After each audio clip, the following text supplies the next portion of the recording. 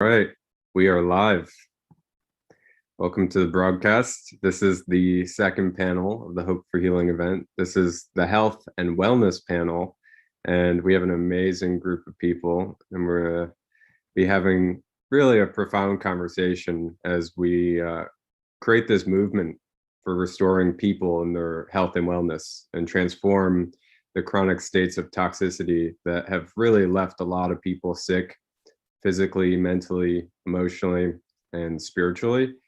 And we really just believe wellness starts with awareness and awareness of lifestyle choices, and ultimately how they impact our well-being. So this amazing group of people, which you'll get the chance to hear from, and they'll introduce themselves in a second.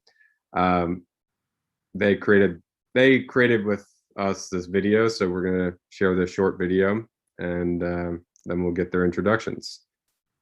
Give me just a second. There we go. What fascinated me most about relationships is the study that relationships are the number one indicator of well-being and happiness. So how do we have better relationships? How do we have better quality relationships? How do we go deeper in the relationships that we're already in? And by no means am I an expert in my own life. I am still human. I get triggered. I screw it up completely. But the thing I do know is how to repair.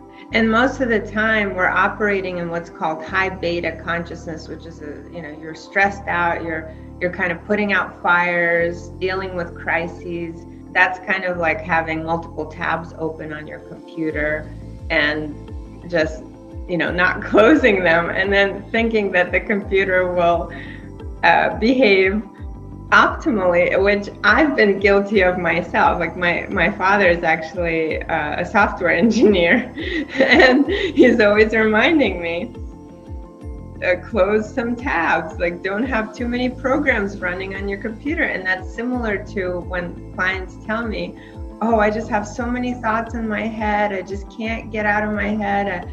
That there is hope. On one hand, there is hope.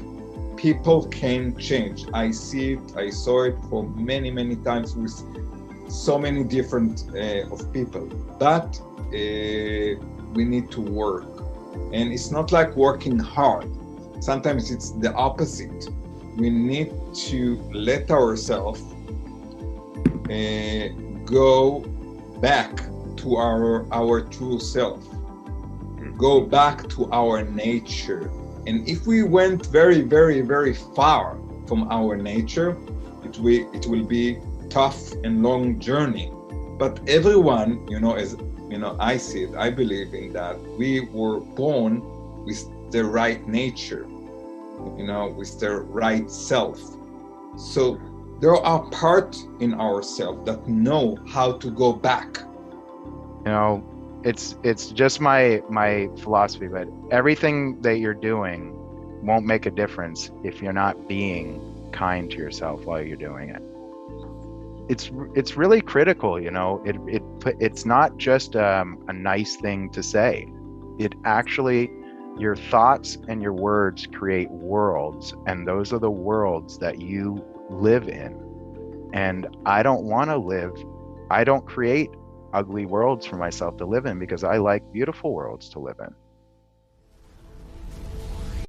So those are the people we're going to hear from today. And now you're really going to hear from them. They're each going to take about 90 seconds to introduce themselves, what they do, and how they got into this field. So Ronnie, would you like to introduce yourself first? And by the way, Ronnie's from Israel, so we want to thank him for being with us on a Saturday night in Israel. Great to be here with all of you. So my name is Ronnie Maizish. I'm a clinical social worker and psychotherapist. I'm working in the field of the emotional aspect of obesity for the last 15 years. I have helping many different of people with their emotional eating, emotional hunger, emotional starvation, topic like the psychology role of the fat. I feel that, my work is a mission. I was a fat child and I struggled with my obesity, my overweight for many years. And just when I become 30, something was, becoming different with my thinking, with the way I handle my emotional. So I really, feel that I'm very lucky to be in this field and meet many, many patients and professionals. And I feel this is my duty to find more professional like everybody here, and think about how we can change, the statistic of the obesity, that only 3% of people can change their life and really live healthy life, and their changes can be very, very long changes. So I'm very happy to be here, and I will speak more in the later. Thank you, Ronnie. Marina, please introduce yourself.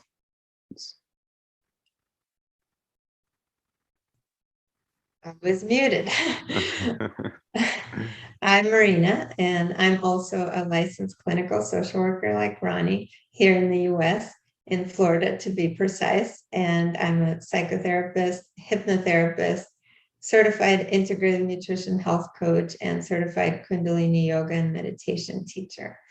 And I like to integrate, the mental, the physical, the spiritual, and the emotional piece all together. I consider myself a holistic and integrative therapist. And the main problem I believe I solve for people is helping them attain emotional liberation. And this is a problem that's close to my heart because I have struggled with anxiety and depression for almost my entire life. And I know what it's like to suffer, and to be in those low points, and to be at the effect as opposed to the cause of what's happening. And I think emotional liberation is key to having a healthy control of your life, so that regardless of whether there's a pandemic in the world or not, we know how to feel calm and peaceful at any moment. Awesome. Thank you, Marina. Yeah, those are good topics about emotional liberation, and we'll definitely get to break into that topic. Danielle, would you please introduce yourself next? Sure. I'll make this nice and short. My name is Danielle. I have been in the wellness field for about 19 years, and I work with women who are over 40 who are wanting to feel more fulfilled and connected in their relationships. Whether they're in a relationship or whether they're not in a relationship, they want to feel more fulfilled and more connected and develop more intimacy. So I basically teach the things that our parents didn't teach us about relationship and how to have fulfilling and flourishing relationships. So I'm a relationship coach.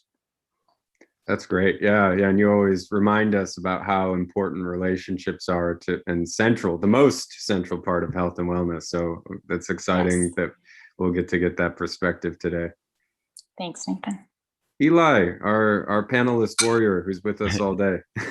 Thanks, Nathan.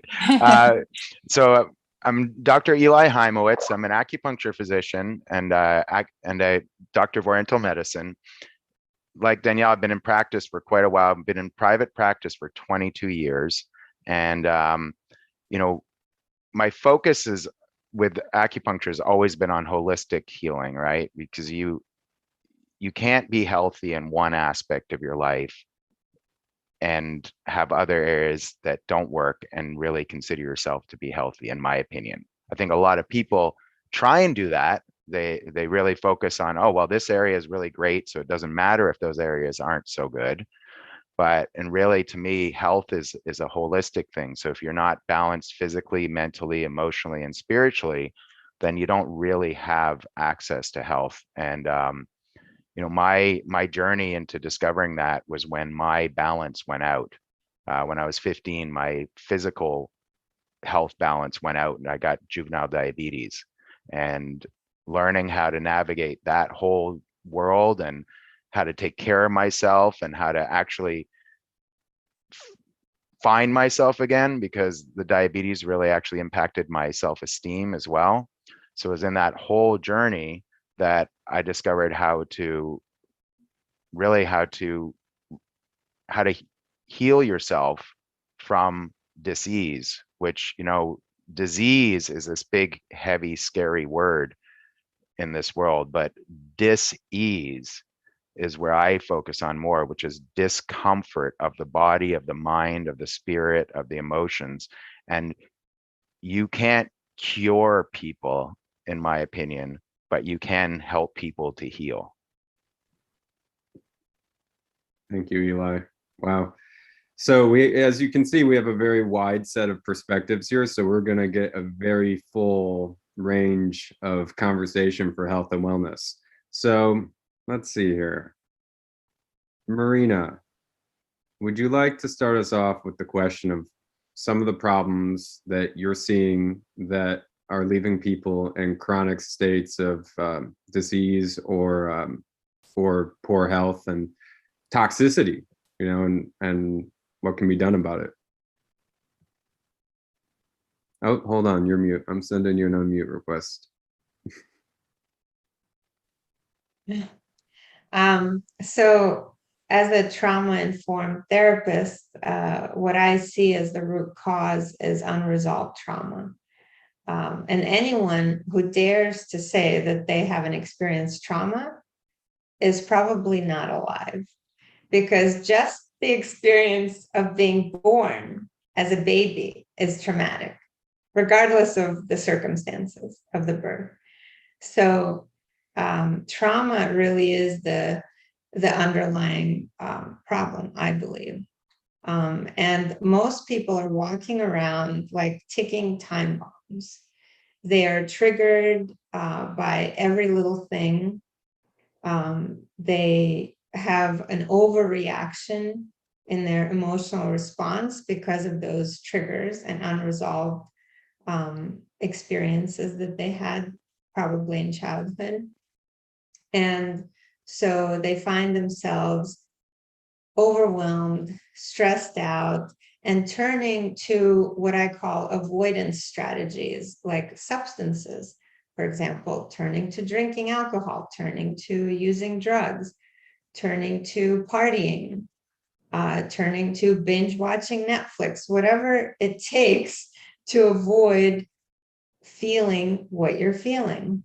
And that, I believe, is at the core of the problem, because as Bessel van der Kolk says, and he's a famous trauma-based psychiatrist, he says in his book, The Body Keeps the Score, that we store trauma in the body. And that's why it's important to get acupuncture, to get, body-centered therapies, including like what I use as a practitioner. I use emotional freedom technique or tapping. That is a form of self-acupuncture. And it's very empowering to have a tool like that you can use at any time. And so we need to liberate these trapped emotions from the body. And most of the time, when we're using these avoidance strategies, instead of liberating these emotions, we're sending them deeper into our subconscious mind, and we're creating a bigger problem than has to be there. And that's when you turn to hypnotherapy, because hypnotherapy can bypass the analytical mind and go straight into the subconscious mind, where all of these traumatic memories and limiting beliefs and unsupportive behaviors that you decided upon at an earlier age, that's where it's all stored. That is the driving force. And so if you want to empower yourself to make better, healthier choices in life, the key is to deal with your trauma instead of avoiding it. Awesome. Thank you, Marina. I got you touched upon the solutions. Actually, I just realized it's good because I asked it, but everyone's going to go around. We're going to talk about the problems, then we'll dive into the solutions. Thank you for that. That's really great. Like understanding the trapped emotions in the body. And I have a feeling Eli has something he wants to say to this. I do. I just wanted to add, when you were mentioning that, and I'm sure all of us here on the panel know this already, but, when you're a child, right? Unfortunately, you make decisions, you make decisions when you're a child. And the decisions you make when you're a child are not always logical as an adult, right? So for instance, like when you're a child, if you are abused physically, mentally, emotionally, sexually, whatever it might be, you don't usually think, oh, what a nasty adult that did that to me. Your thing is, why was I too weak to fight that person off? Or what was wrong with me that I didn't think what they were doing was wrong somehow, right? And so no matter what it is, as a child, the things that happen to us, we never perceive those as, we perceive those always as our fault. We're at the source of it. And as an adult, it's absolutely essential that we go back and do that work. There's many different ways to do that trauma work, right? Like Maria, you were talking about one way, which is with emotion, with hypnotherapy. That's a great way. And probably each one of us has our own way of doing that. And I won't even get into my way right now, but I think dealing with that trauma though, and healing and addressing that inner child, because unless we heal that inner child, this is a crazy thing of life, we actually set our lives up as such a way that unconsciously we set up scenarios to prove that so if we're weak, we will set up unconsciously scenarios in life over and over and over that will prove to us that we're weak. That's how powerful our subconscious mind is. So I heard that, Nathan, and I wanted to hope that forwards the conversation. This is beautiful. So what we're going to do now, I think Ronnie has a lot of insight from his perspective, and then we'll talk about the impact on relationships with Danielle. Go ahead, Ronnie. Thanks. Before I'm answering your question, I want to bring to more awareness two remarks. One of the remarks is about awareness. Nathan, you used the word in the beginning, like maybe our mission or our target is to bring more awareness. But sometimes in my field, many of the patient people are aware about the connection between emotional and their behavior. So why they are eating without being hungry, they know, and they can connect it to their history, and still they are eating without being hungry. So awareness sometimes cannot help many people that, they don't have their first floor in their self-built. So the awareness is like second floor, but if you don't have your first floor, very solid, it just collapses. So awareness is not the end, or sometimes it's not enough. So maybe I will speak later about self-psychology and what we are doing in this paradigm. So, awareness in that paradigm is not the center of this approach. And we will talk about that later. And what Eli said about, the holistic attitude, sometimes I'm saying that maybe the only protocol I have in my work is that if you want to be different, if you want a different relationship with food and eating, you need to be different. And so what does it mean to be different? And like Ila said, it's actually meaning that you will be different in every part of your lifestyle. You cannot be just in this area different, and you can expect that everything will become different. So actually, it's very holistic. And to answer your question, I think the most dominant connection to obesity and emotional eating that I see in my clinic for the last 15 years, it's about emotional neglect. So emotional neglect, as I see it, it's a sort of violence. Maybe it's not physical violence, maybe it's not, emotional violence, or even, sexual violence, but it's very hidden. Sometimes it's very hard to detect this sort of violence. It's very, tricky. So many of my patients, maybe it's, part of my story also, that we had, in our childhood, everything. What I mean about everything, we had food, we had, car, we had money. No, we didn't, have much money, but we had enough. And we went to school, and we went to program, and we did our degree and everything. but no one actually listened to us. No one actually hold us, contain us, protect us from the emotional aspect. And I see 20 years later, those people, that say, my childhood was just fine. And I'm asking, what do you mean fine? Like someone protect you, someone hold you, someone contain you, someone, guide you through life? No. All right. So I, very slowly and very gradually with those people that want to dive in to see the connection between emotional neglect and their emotional eating and their obesity, and to see how the food can guide them, contain them, protect them, how the fat itself, these 20, 30, 40 pounds can contain them, can protect them. Many women speaking about the fear to be attractive. Many men talk about, the fear to be number one, to be in the center, that they will have, a lot of duties. So it's only those people that want to see the connection between those kind of very, very hidden of violence and their eating pattern habits can dive in and to start working and really do changes in their lives. Wow. So this whole thing's connected. Like there's so much there. Like I don't have like an eating problem, but I can relate with everything you just shared. And it's just so universal that the source of the problem, it all seems to stem from the same place. And I think we're going to get an interesting perspective from Danielle, because I think a lot of these problems end up ultimately rolling downhill into relational breakdown. So Danielle, would you like to share how this all ties in with relationships? Sure. Thank you, Nathan.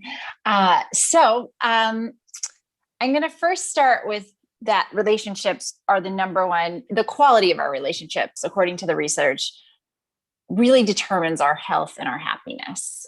And as Eli and Ronnie and Marina have all said, it's a very holistic approach to it. When we're looking at relationships, we often think of, well, in regards to our bodies, exercising daily is important. We all know that as a general fact, right? That we need to take care of our bodies. We also know that eating healthy, we always are trying to eat healthy on a daily basis. We're making an effort. We kind of can distinguish between when we're not eating healthy and when we are. And especially if some people have hired coaches to do that. But when it comes to our relationships, the question is how are we nourishing our relationships daily? Because they've found from a long running study at Harvard that the people that lived the longest were those that were in really good relationships over a lifetime. Whether they were married or not, it didn't necessarily matter. It mattered the quality of their friendships and the quality of their relationships with their family, a combination of both or one. So what I really think is important is that we are learning how to nourish our relationships daily and the skills and tools to do that so that we can really have a sense of health and well-being from a very holistic perspective. And when I'm looking at, and I forget the exact question that you asked, Nathan, in regards, but I really see it as 3 red flags. And of course there's more, but this is a short panel. So I narrowed it to 3. And the first one being broken boundaries. So toxic relationships, for a lack of a better word right now. And I know we're talking about some things to actually just be aware of in relationships are when boundaries are broken and when agreements are broken. So we want to look, when in our relationships have we noticed when boundaries have been broken or our agreements have been broken? And has there been repair that's happened? And we want our repair to be quite quick, because the longer it goes, now we can take time away and calm down and come back into the green zone. If we're in the red zone, which is just fight or flight, we can kind of settle back down. The other aspect is not protecting our relationship from outside forces, such as exes. What is our agreement even with our exes? Do we see our exes when we're in this relationship, or do we have to have our partner there? What is that agreement? Cell phones, that's a distraction. So these distractions from the relationship, is the person on the cell phone when you're out to dinner, or is that okay with you? So, but we want to always be noticing outside distractions, even family. So that's another distraction from the relationship. So the relationship I'm talking about, it's you, me, and then the relationship is its own entity. So how are we protecting that and creating a bubble to keep that relationship safe? Because we all thrive in safe, secure relationships. And that's what we're trying to create. And then third is, again, knowing how to repair. So when we fall out of relationship or have a breakdown in our relationship, are we able to quickly repair? Are we able to rebuild quickly? And be sensitive to our partner if they do ask for space, but making sure the brain loves predictability. So if we are going to say, I need space right now, I am just still in the red zone, I just need a day or two, that's still maintaining relationship, that's still repairing. It's just saying, I need some space, but you're keeping your partner safe and them not going into the red zone, because you're saying, hey, I'll get back to you. Here's when we can reconnect. So now they're feeling safe. Okay, they haven't abandoned me. They haven't up and left, and you're left like, where did they go? They're saying, I'll get back to you. I just need some time to cool myself down and I'll be back. And when we go back into that conversation, the important part of that is not necessarily recalling every event, because the brain is very bad at recall. It's actually to say, hey, if I were to do this differently, this is what I would do. And the other person, if I were to do this differently, this is what I would do. That's a great way to re-enter conversation, especially difficult conversation, because we're cleaning up our side of the street. We're owning our part in the conflict. That's awesome. Thank you, Danielle. You know, what's interesting is relationship gets impacted by the trauma and these emotional aspects. But what's interesting is relationship is also feeding back into it. And I want to hear from Ronnie, because I have a feeling, how much of people who are addicted to overeating and the emotional aspect of obesity, is it stemming from broken relationships? Just out of curiosity. Many, they coming from, very, tough relationship with their parents, and it's very hard for them to engage a healthy relationship. Most of them, are in toxic relationship, very violent relationship. Yeah, it's like, but again, I want to be not positive, but optimistic that there is hope. Like we say, hope for healing, but you need to work, and it's a lifelong, journey. Thank you, Ronnie. So I think we'll each have about 4 or 5 minutes to share about solutions. Yeah, Eli, you want to add to that? I just wanted to add, it's amazing how the physical and emotional are all so interconnected, right? Because when Danielle is talking about, and I'm just listening to her from a Chinese perspective, right? And so when there's sadness in the Chinese perspective, it affects the lungs. And the lungs are your ability to breathe, your ability to interact with the world around you. And look, you can even see this. When you're sad, your ability to interact with people is diminished, right? There's like your energy is lower. It's like it takes so much more to be able to talk to somebody. And, when you're angry in Chinese medicine, it affects the liver. And the anger of the liver, it's about, you feel all bound up and jammed up. And so it is just really, I'm just listening to everybody. Marina's aspect and Ronnie, and it just really is, it really gets me even more and more present how whole health truly, I know we've all said it's a holistic thing, but it really is a holistic thing. Like, if you're not managing your physical health, then your ability, like Marina was saying, your emotions get lodged in your body, right? And that's why it's important to do things like acupuncture and other techniques. But then your eating affects your body, and then your thoughts, and it's like, it just really is this amazing.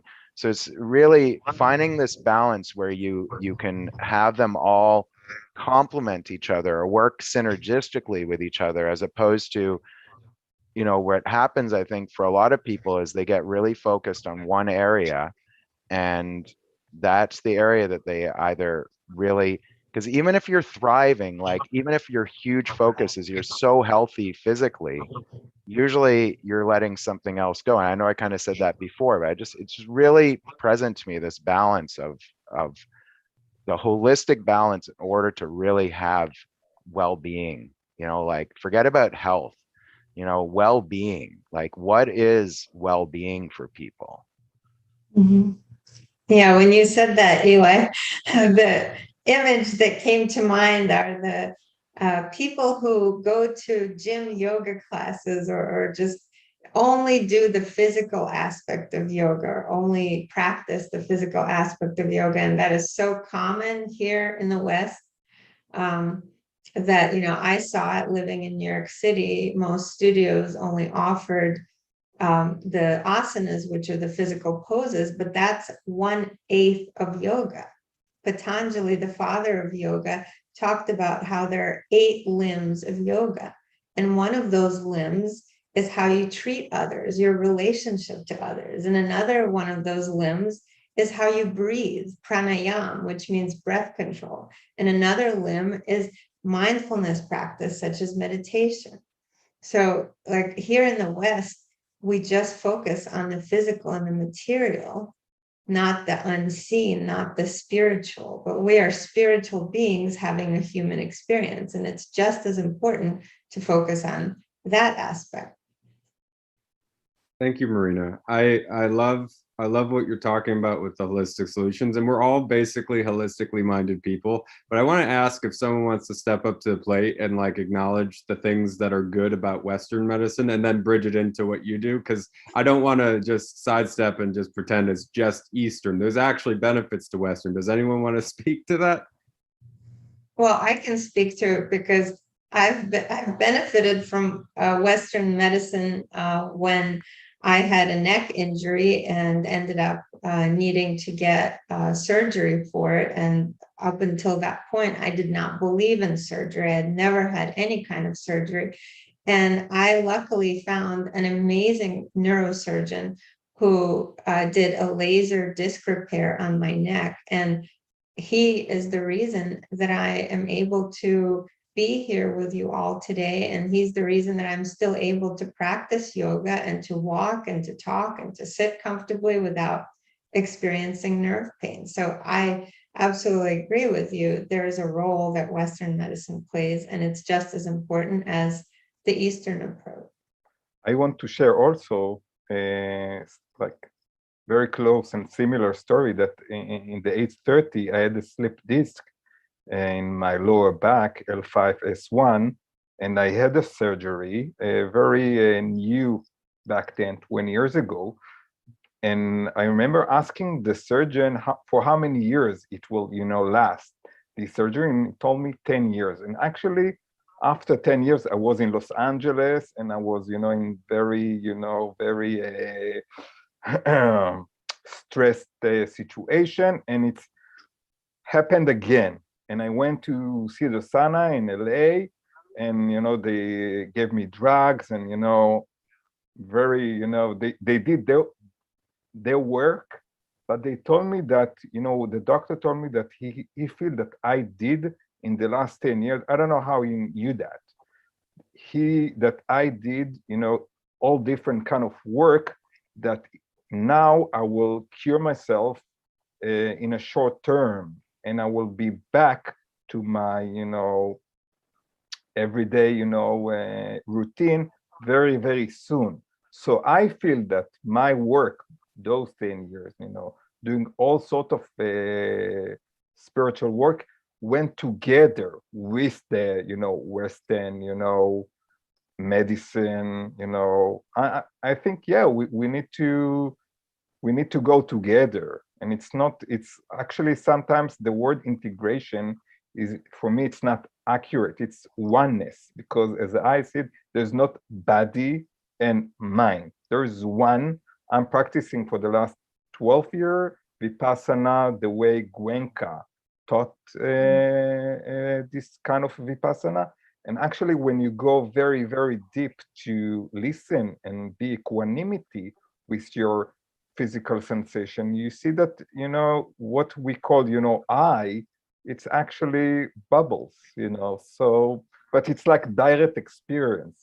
You don't, if you will read about that from an article, it's not the same thing as, direct experience. And I want to say one more thing about empathy. The word empathy, this is the main word in self-psychology paradigm. So empathy, sometimes they say, he's very empathy person.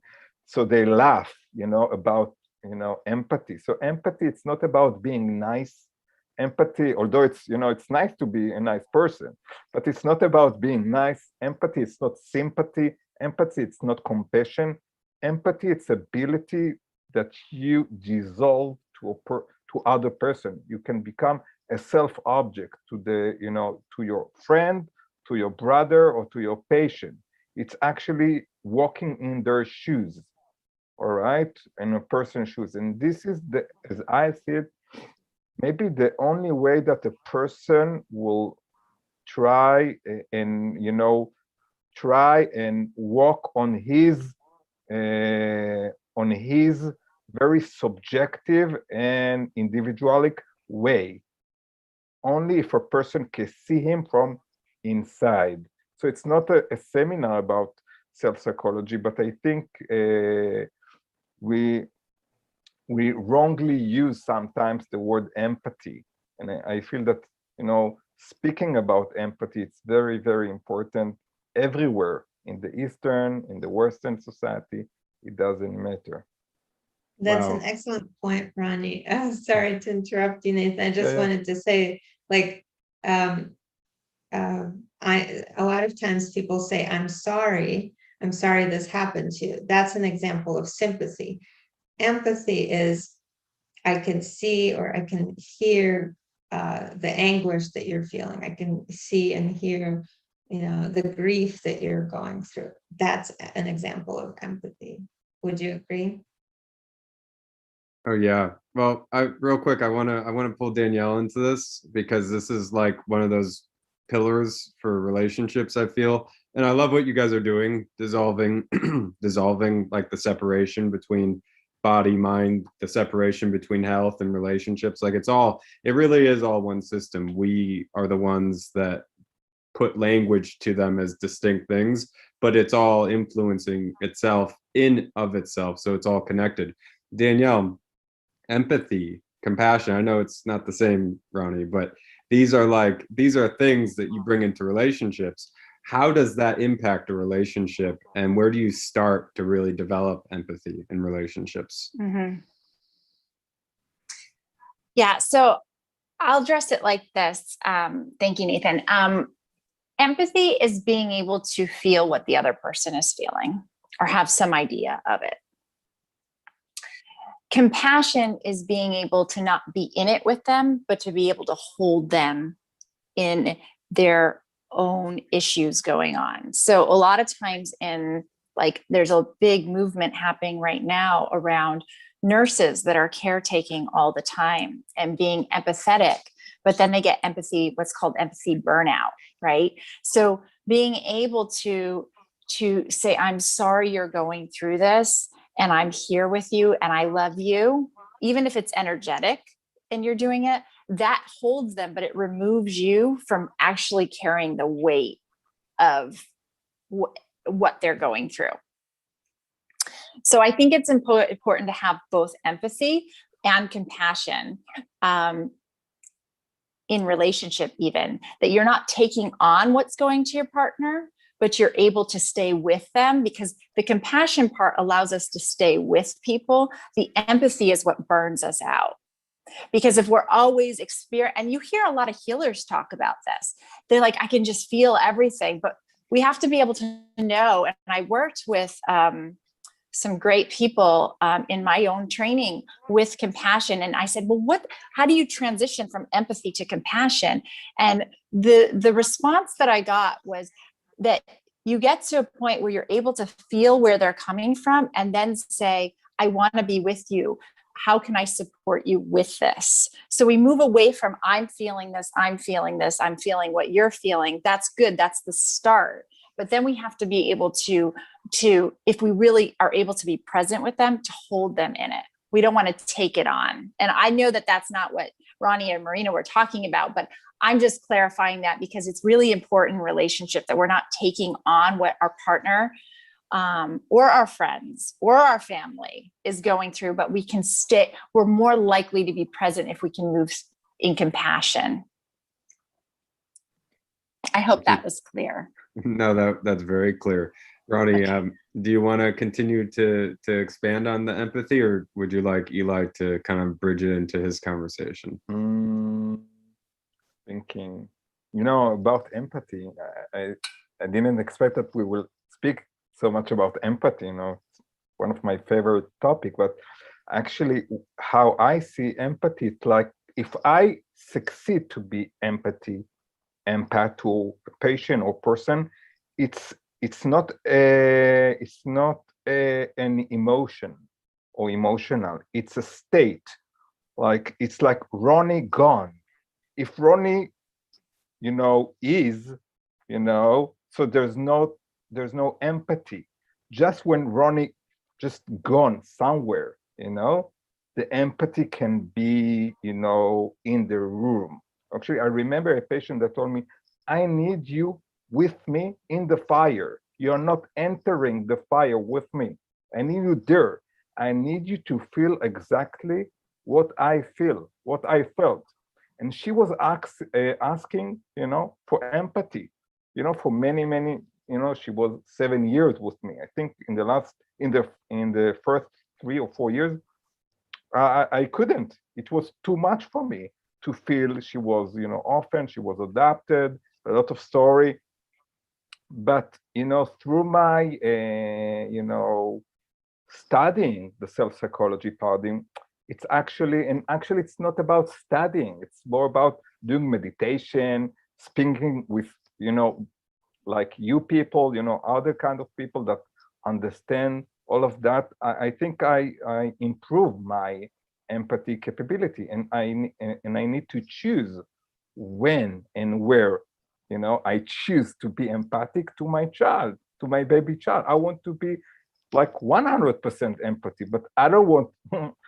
I have another patient say, Ronnie, I don't want you to be for 8 billion people empathy. I don't want you to be like that, And she's right. I can't. I'm not Buddha, But, this is something about empathy. And I want to say something else about, there are people, patients, that being in a psychotherapy relationship, it's very, very, very hard for them. They don't have the ability to trust. They are sometimes a little bit paranoid. So I think that for them, there's like other routes for healing, because as I see the healing, healing process as a second chance for growing. The first time was, maybe terrible, but we can offer the second time, the second chance. So if a person cannot do therapy, maybe it can be in the nature. In Israel, maybe in America also, there's many, many therapies, many, many school of therapy that it's like, we call it nature therapy. We take people to the nature, to the trees, to the mountain, and the nature itself can heal many, many people that speaking with other people, it's very hard for them. And the second maybe direction is art. People can do art. People through dancing, acting, painting, it doesn't matter. They can invent their art, can heal himself. Actually, one of the most, there's a chapter named Emotional Starvation by Michael Eigen and his patient Sheila. In the end of this chapter, she became an artist, actress, sorry. And so, it's part of her healing. And maybe the third, I'm calling it the transpersonal, something that is bigger than you and you can be part of. It can be like a group, can be your religion. It could be, like Depeche Mode singing your own personal Jesus. Doesn't matter. You can invent your own personal Jesus. And it's you as a therapist, you need to be open.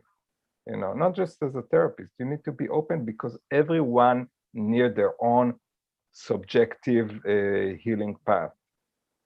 Oh, Ronnie, I like that. Personal Jesus. I'm taking that with me. This conversation went so fast and there was other topics I want to talk about. And I love that we got deep on this empathy thing and we've seen all these different angles.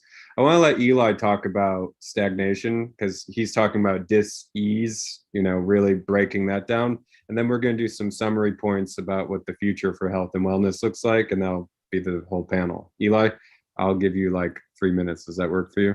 Yeah. I mean, look, everything everybody was creating, right? So like there's the stagnation.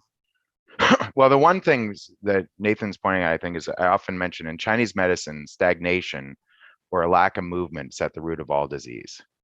And I mean, look, I think that applies in a mental state, an emotional state, and in a physical state, right?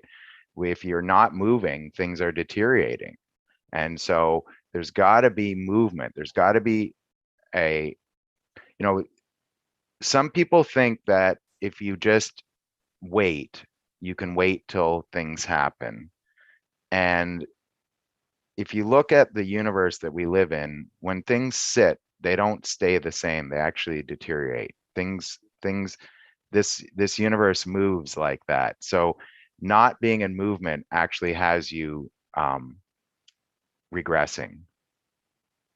It's a trap. We actually have to be constantly up to something in life. And it also, I think that's what pulls us forward. It's like when you don't have something that's propelling you forward every day, then you get into these monotonous type of repetitive motions, right?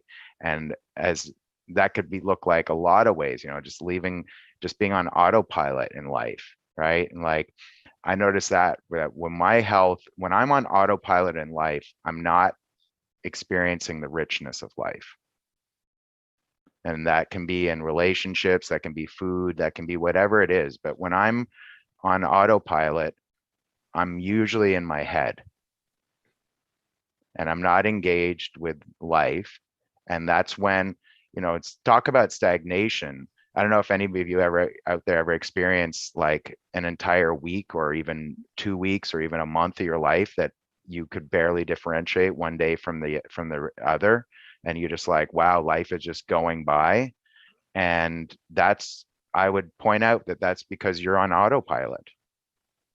You can actually do your morning, afternoon, and evening routines, probably most of us with our eyes closed. And there's no richness in that. And that is a form of stagnation. It's a form of not being engaged. And, part of the richness of life is being present.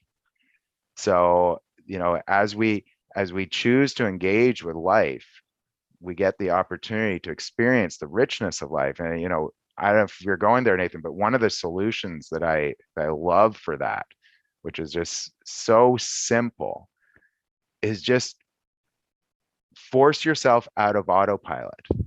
Come present every day. And some people say, well, how do you do that? Well, it can be so simple. You know how you brush your teeth and you always start with the top left tooth or top left quadrant? Start with the bottom right. You'll be out of autopilot that quick. It's about being present in life, right? And toxicity, a lot of that too is that we're not present to what we're feeding ourselves. See, toxicity can be unconsciousness too. It's not just always bad things, but it's being unconscious. So Eli, you actually are bridging into the final question, and since you already started answering it, I'll give you like another minute. I just want to ask you. So the question is like, what are solutions people can stand in that they can take action on right now? Which you already created a solution, but I'm sharing for them. And then, what does that make available for the future of a person's health by embracing that? So Eli, what's like your vision for the future in terms of people being mindful and having and the impact on their health? Well, the future is that, so people are never going to, health challenges, whether they're spiritual, mentally, emotional, they're never going to go away. But I believe what's can be possible for people is that people see these challenges as an opportunity rather than as a burden. So, every single person will constantly have challenges. And the moment that you give up that the challenges are a problem that are looking to prevent you from something and start viewing them as an opportunity that is promoting you and projecting you into growth and into a world that you maybe could have never imagined, well, then that changes everything. Well, thank you, Eli. We're just gonna keep moving because we're pretty much at the end. But Danielle, would you like to share about solutions and then the vision for the future with people and their thriving relationships? Yes. I think I want to just kind of summarize a little bit because I think it ties into relationships quite nicely about the empathy, compassion, and self-compassion, because it really is kind of a wheel. Because self-compassion is, can I be kind to myself even in the most difficult situation? Can I be tender to this creature inside of me? Right? Empathy, as I understand it, is the ability to tune into another person's suffering, right? And compassion, not self-compassion. Compassion is, I'm sorry for what that you're suffering right now, and how can I help you? How can I help you? The only way we can deepen in both, I believe, and from what I've studied, is to actually have more deep self-compassion. That is the only way, because that is the part of us that tunes into our own suffering, our own hurt, our own pain. Therefore, I can be tuned into your pain. And I can also sit with you and not take it on. So I think that's essential in a relationship. I think it's often why people run from relationship. I think they get scared. They don't know how to handle it. They become overwhelmed. So I think that's super important. In regards to the future of relationships, I think what is also super important is that we build a foundation. No matter where we are in our relationships, we build an understanding with our partner that we have agreements. We each come up with our own agreements. We then decide which agreements are going to be our foundation to our relationship. And with that being said, then there are no double standards when we agree, and we have to agree on the agreements, meaning it can't just be kind of okay for you. It has to be a hell yes for you. This is my hell yes agreement number 1. This is my hell yes agreement number 2. And this is my hell yes agreement number 3. And that they actually cannot be double standards unless you agree to the double standard. Okay. So that is how I see and hope that people will go about relationships in the future for the well-being and the health of the relationship, that we set up a foundation. If we didn't have a foundation to our home wouldn't stay up very long. And it also helps to hold yourself and the other person accountable when the boundaries are broken. You didn't uphold the agreement. That hurt. I feel hurt when these boundaries are broken. Then you have something to come back to. You have another negotiation. You can recreate and build the foundation again. Maybe you have to adjust the agreement.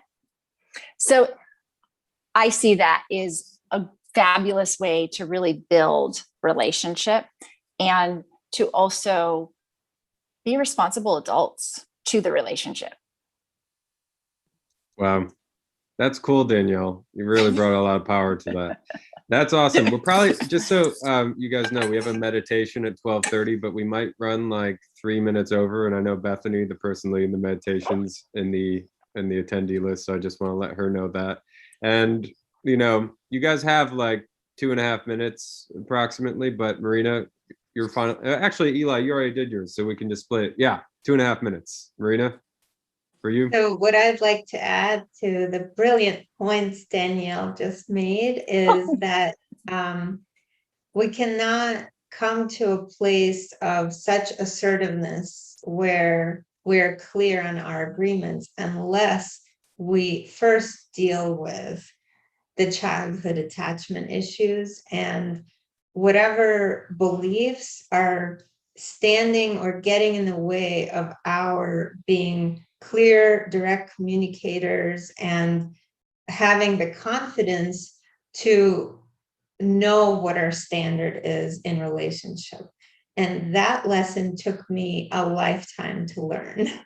So I'm not speaking just from the perspective of the therapy expert, but from my own personal growth experience. Danielle, do you want to say something? That was so important, Marina, what you were saying. And I really think that's the differentiation between, do I hire a therapist or do I hire a coach? Mm-hmm. If there is other underlying traumas that are preventing you to standing in your voice or being able, whatever it is, Marina, I think that's what you're speaking to. If there are these traumas that are blocking us from being able to function in some ways, right? That is the difference. Coaching is focused forward. Therapy also goes back into the past and helps to rework some of the things out. Yeah. It's really important to focus on healing the inner child. And what that means is reparenting yourself. Start changing your relationship from being the authoritarian parent that maybe you actually had as a child to being more of an authoritative parent, a parent who sets boundaries, but also explains why they're there, a parent who really listens and holds space, who doesn't invalidate the child's feelings, a parent who role models healthy, conscious communication skills and healthy, conscious discipline. That is the kind of parent you need to start being to yourself, because most of us come from families of origin where nobody read a book, no one got a PhD, no one got an instructional manual on how to be a conscious parent. And so we were parented the way our parents were parented. And so the multi-generational pattern continues in this way. So oftentimes, most of us are walking around with a core limiting belief, which is, I'm not enough. That can show up as, I'm not good enough, therefore, I'm going to be okay with being victimized all the time. I'm not good enough, therefore, I'm going to curb my opportunities when it comes to career growth and progression. I'm not good enough, therefore, I'm not even going to try to put myself out there because I have such social anxiety, I might as well just stay home. I'm not good enough, therefore, why should I even try to go after my dreams? I'm just going to stay in the status quo. This shows up in so many different ways. And the not good enough belief is like a weed that makes the whole garden very not pretty. And it's a weed that needs to be uprooted with different methods. Hypnotherapy is a very effective method for uprooting it. EFT, emotional freedom technique, another very effective method for uprooting that core belief. But the bottom line is you need to work on the level of belief, because our beliefs create our personal reality. And if you want your personal reality to be different, you need to start changing how you see the world and how you speak to yourself. Wow, that's a solid point. So we're going to run like 2 minutes over, but Ronnie, I want to give you the same opportunity everyone has to summarize and create, what the future looks like for health. So two issues. One, Eva, you used the word disease, and for many, many years, I used the term like the Depeche Mode song, shake the disease. So I hope, talking about emotional eating and the emotional aspect of obesity, I believe that if I will shake my patient disease, they will be cured or heal or whatever. But in the last 10 years, I see it in a different way. Maybe I will call it live those disease quietly. So I'm not touching the disease. I believe that if I'm working with the self, if I'm looking and finding the true self area, the natural self area, and enlarge them, bringing more light to those areas, something will happen to those diseases. They will, step by step, gradually fade away, disappear. They will change. So I'm not working directly on the disease. I'm not forgetting them. I'm not ignoring them. I'm not in the accepting, paradigm. I'm not accepting anything. But I know, I see the disease, but I'm not, fighting the disease. So this is, one point. And second, in your country, it's also in Israel, but your huge country, there are 100 million people suffering from overweight and obesity. And I'm speaking in the last few years with many, many professional American. I didn't find many colleagues, talking, speaking, working about the emotional aspect of obesity.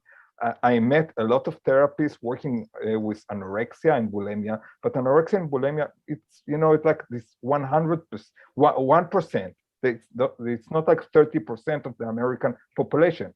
And also I found many psychologists, social worker, coaches working with people before and after bariatric surgery. Although it's very, very important, again, it's not the majority. As I see in the future, many, many therapists from all over, different kind of, what they study need to be more aware and to engage more the emotional aspect of obesity. And if those therapists, professionals, will consider to become expert therapists in this field, 100 million people suffering in America from, this epidemic. So I think in 10 years, 20 years, something maybe will be different in your country, also in my country. And I see maybe in the future also hospital, clinic, universities will be engaged more in this topic. So we can see maybe departments in hospital, they are not just eating disorder, department. They are not just obesity. They will department, maybe they will just engage the emotional aspects of obesity. And I see this is, my mission, both in my country and in your country. Thank you, Ronnie. I really appreciate that extra perspective. We're going to bring kind of an abrupt close here to the health panel, and we'll have more discussions like this. That was a very rich conversation. I'm going to let Bethany in as a panelist as we're going to transition to the meditation. I want to thank you each for being here. You're welcome to stay for this, or you're welcome to go. Ronnie, I know it's Saturday evening for you, so thank you for spending your time with us, and we'll talk soon. Thank you, everybody. Thanks, Nathan. Oh yeah, pleasure. Bethany, do you want me to provide the meditation music? Thank you. Yes, please. That would be wonderful. Thank you. Sure. Good. There we go. And here we go.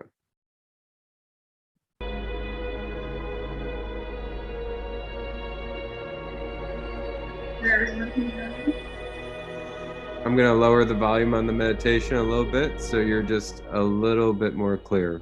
Is that good? How's that sound? Perfect. Okay, thank you so much. Hi, my name is Bethany Talby. An honor to be here, participating in Hope for Healing. My purpose in life is to bring healing through yoga teaching and also a meditation coach, spiritual writer. So I would like to have the privilege and the honor to guide you through meditation. So I invite you to get comfortable, whatever that looks like for you. Whether you're sitting, laying down, just come into a place of comfort. And we're just going to do a few stretches, a few yoga stretches, just to introduce relaxation to the body. So on an inhale, I invite you to bring the arms all the way up. Then take your gaze up towards the sky. The palms are open. The fingertips are pointing towards the heavens. And just take a moment of gratitude for this beautiful day.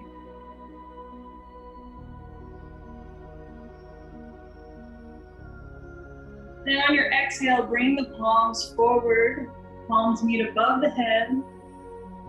And bring the thumbs down to the heart center. Take a moment to acknowledge your beautiful open heart.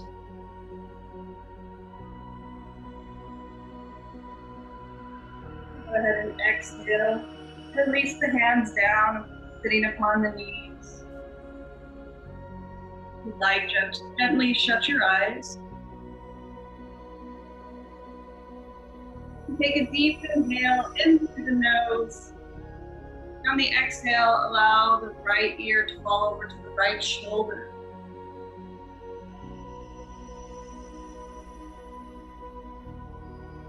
Just hold here for a moment, stretching the neck. Letting go of any tension or stress.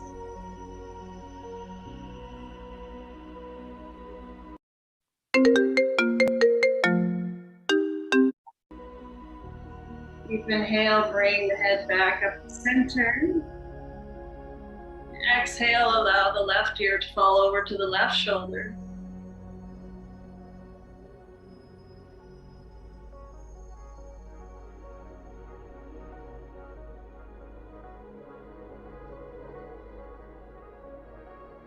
And then take another inhale. And exhale as you bring the head back to center. Inhale deeply through the nose, and then allow the head to fall back. Chin comes up, opening the throat.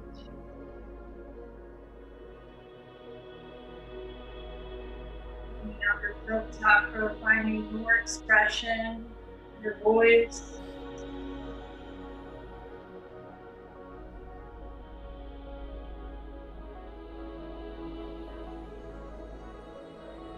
And then take a deep inhale. On the exhale, allow the chin to come down towards the chest. Stretching the back of the neck now. Allow the head to hang, coming into a moment of peace here, a moment of humility. Taking a moment to bow to Mother Earth, thanking her for all she does for us.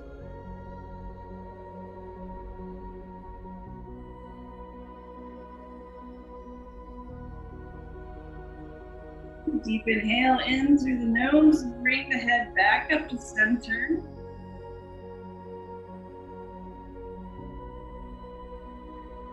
Now we're going to shift our attention inward, focusing on our breath. Possible relaxation into the body. Go ahead and soften the eyelids. Take a deep inhale in through the nose. Fill your entire belly. And then exhale, let it out through the mouth and the side.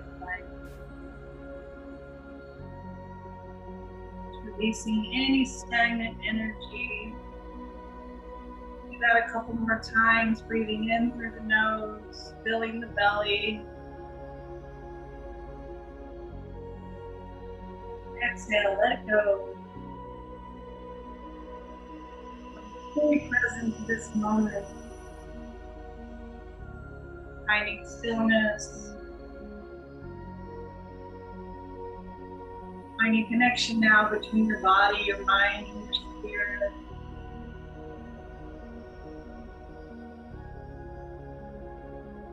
When you feel complete with these deep cleansing breaths, I invite you to transition into nostril breathing, exclusively breathing in and out through the nose. Now imagine yourself in the comfort of your own home, whatever favorite spot you like. Perhaps you're laying on your bed, sitting in your favorite chair, surrounded by this feeling of warmth, safety, security.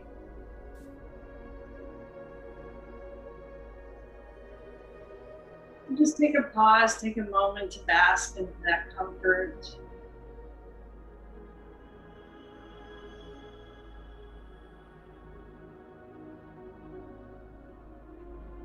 Now I invite you to breathe in, to feel your body float up, allowing yourself to travel.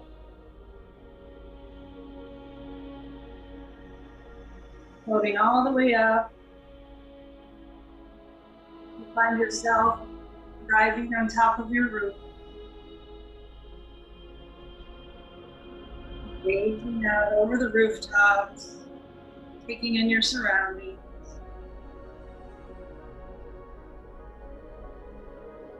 In your mind and your heart's eye, I invite you to take a sacred place to visit, favorite place on earth, whatever that looks like for you. Take a deep inhale. On the exhale, begin to journey. Take yourself there. Inhaling and exhaling, gently float up into the sky. Flying high as you leave your rooftop. Goodbye to your home just for now. Now you find yourself traveling through the clouds, breathing in the fresh, cool air. Being caressed by the gentle winds, passing the birds in flight, feeling the sunshine upon your face. Inhale, smile into your heart, and exhale.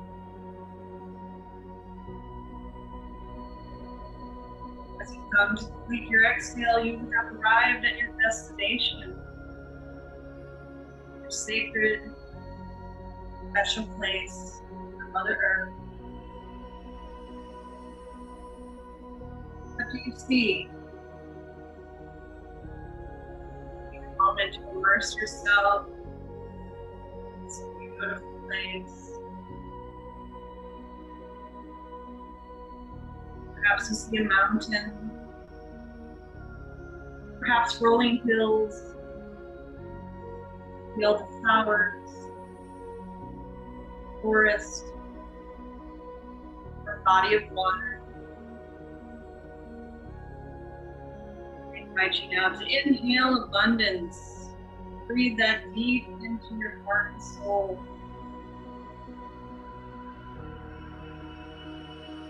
On the exhale, letting go of any scarcity.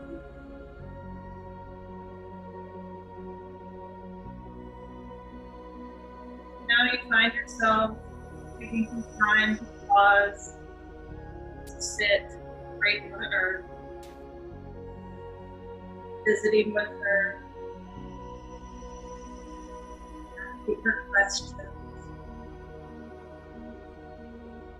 What would you like to know? The deep inhale expression. Exhale silence. And as you sit here speaking with Mother Earth, you see a long line of beings that have traveled to Earth before before you arrive. Take a deep inhale. Exhale as you welcome your ancestors. In gratitude for the path they have laid before you. Ask them questions you'd like to know. What has come for you? What is left to be transmuted and healed? Open your heart, knowing that this human journey is never unfolding. Everything is truly connected. As a drop of water falls into the ocean, creating a ripple. Consider that every moment is creating a ripple of intention. I invite you to ask yourself, what do you wish to create? Take a deep inhale, breathe in rebirth. Exhale, complacency.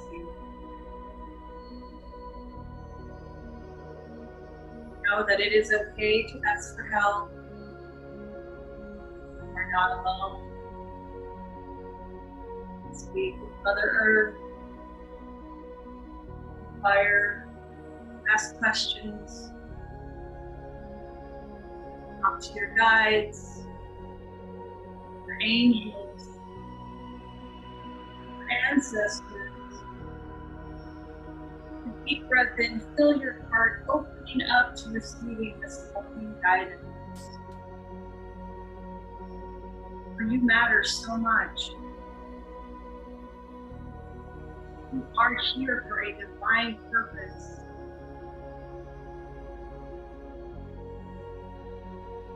Trust. Allow yourself to access your personal divine map. Trusting your intuition as your compass. Guiding you where you want to go.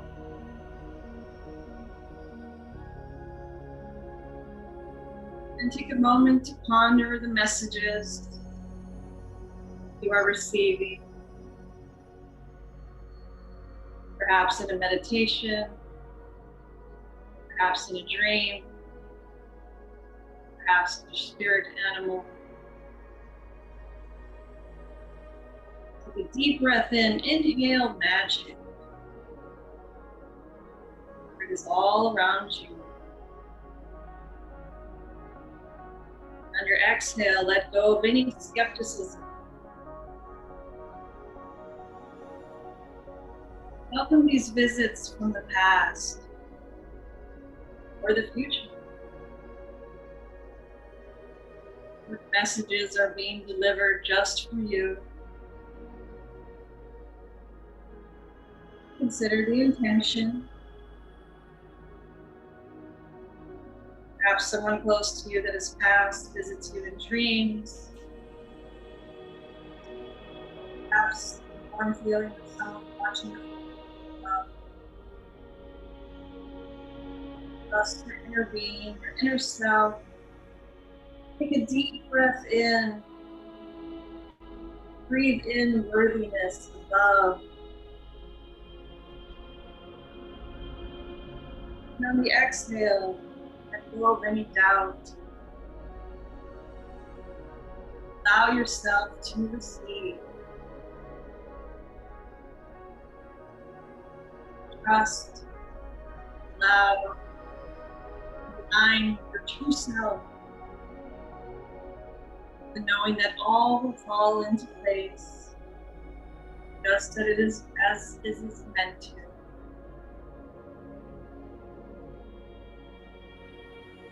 Deep breath in as you open your heart to the gifts that are being given.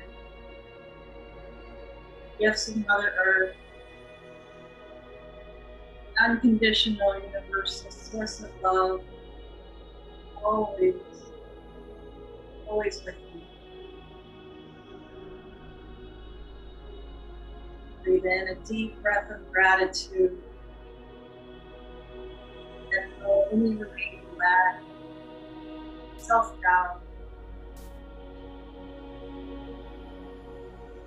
As you go about your day, I invite you to stop and look around.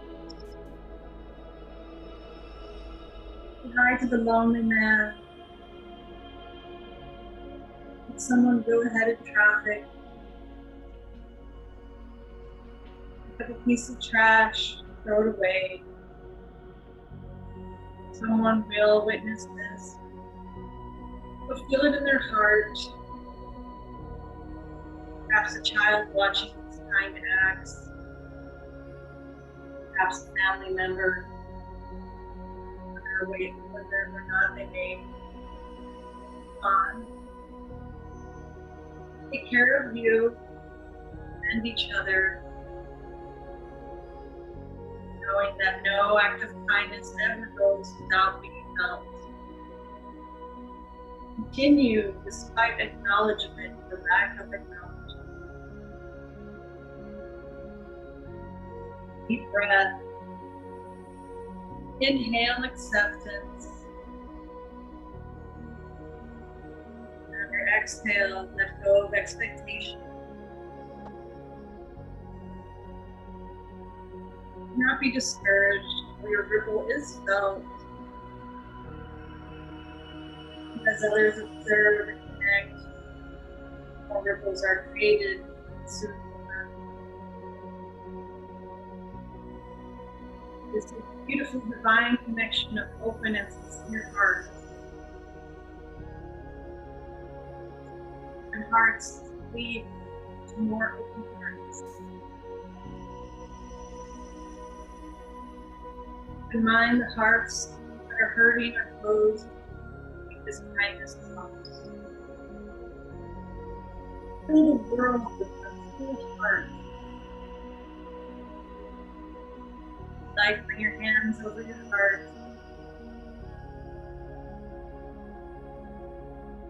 Just breathe in as you feel your heart beating. This beautiful gift of life. This incredible heartbeat that goes on, whether we're conscious of it or not.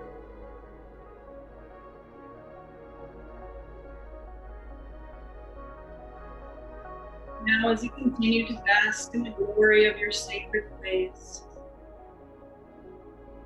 turn to Mother Earth and tell her how much you love her. Take care of her, she'll take care of you. Perhaps ask for forgiveness for taking her for granted at times. It's okay. Humility and forgiveness. Exhale, let go of self-judgment. Look upon the earth's glory, take in every creature, landscape, all of it. The gift of Mother Earth, just waiting to be unwrapped. Moment to thank her for the lessons of balance in the tides, lessons of patience in the winter, lessons of protection, vulnerability in the wild, lessons of creation in the spring, lessons of rebuilding after storms. Depths of the ocean to the vastness of the desert, all is in flow as we allow all as it should be. A deep breath in as you infuse your being with the love.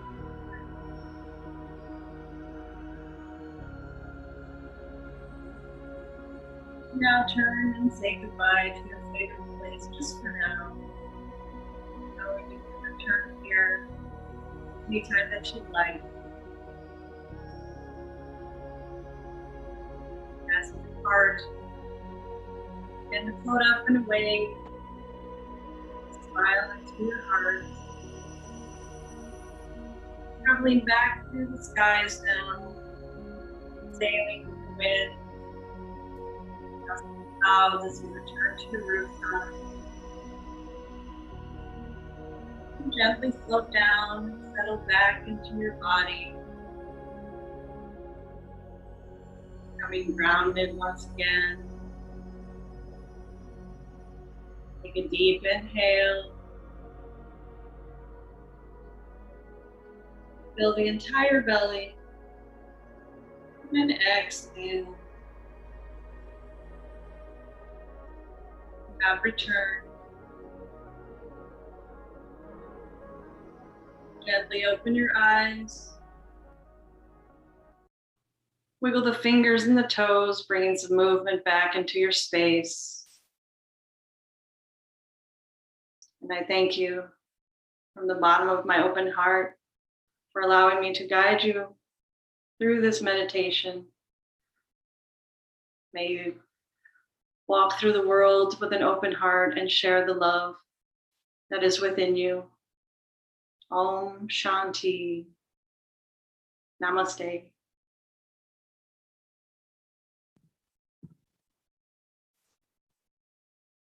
Thank you, Bethany. Very much appreciate it. We're going to transition for the women's panel.